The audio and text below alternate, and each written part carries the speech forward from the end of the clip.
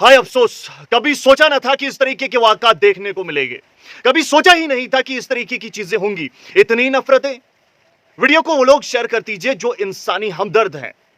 दोस्तों, जो मैं आपको बताने वाला हूं, ये सुनकर आपके रोंगटे खड़े हो जाएंगे और आप कहेंगे कि वाक़तन सुना तो था, लेकिन इस तरीके से नहीं सोचा।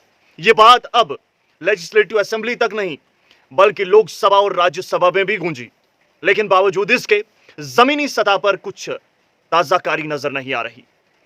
चाहे उत्तराखंड हो, चाहे वो हिमाचल प्रदेश हो, चाहे न्यू दिल्ली हो या फिर कोई और रियासत, खबरें आ रही है कि कश्मीरी लोग जो यहां से बाहर कारोबार के लिए जाते हैं, उन्हें वहां पर हरासा किया जाता है और दो भाइयों में से एक भाई हाल ही में जख्मी भी किया गया।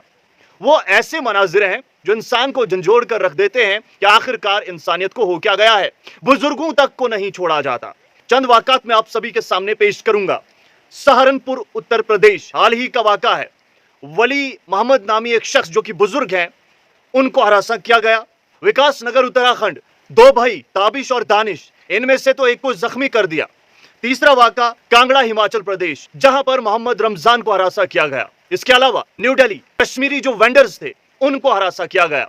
इसके अलावा काशीपुर उत्तराखंड, वहां पर भी इस तरीके के वाक़ात देखने को मिले। और इसके अलावा हिमाचल प्रदेश की अगर हम बात करें तो अकेले हिमाचल प्रदेश में 18 ऐसे वाक़ात हुए हैं। अगर हम जम्मू कश्मीर स्टूडेंट्स एसोसिएशन की माने, शायद स्टूडेंट एसोसिएशन के किसी रुकन ने मीडिया को ब्रीफ किया था और इस दौरान यह बयान उनकी जानिब से दिया गया था कि 18 केसेस जो है खालिस हिमाचल प्रदेश में रिपोर्ट हुए हैं, जहां पर जम्मू कश्मीर और बिलखुसूस कश्मीर से ताल्लुक रखने वाले कश्मीरियों के साथ ज्यादती हो रही है, उन्हें रोका टोका जा रहा है।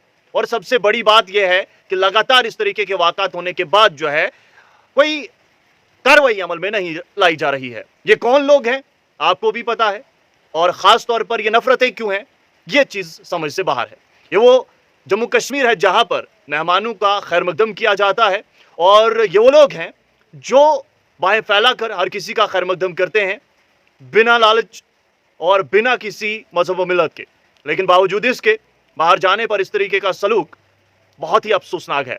नाज़रीन मोहतरम, आज हम बात करें तो जम्मू कश्मीर की लेजिस्लेटिव असेंबली के बाहर भी जो लेजिस्लेटर्स थे, उनकी जानिब से ये बात उठाई गई। इसके अलावा मैंने आपको कहा था, लोकसभा हो या राज्यसभा, दोनों जगहों पर आवाज उठी। अब उम्मीद यही है कि हुकूमत वक्त इस चीज को संजीदगी के साथ लेगी, क्योंकि ये छोटे मामलात नहीं होते हैं। और बुजुर्ग, हाल ही में मैं देख रहा था, बुजुर्ग एक शख्स को इस तरीके से, बहुत अफसोसनाक है। और इस पर कार्रवाई की जानी चाहिए और नहीं होना चाहिए इस तरीके का काम।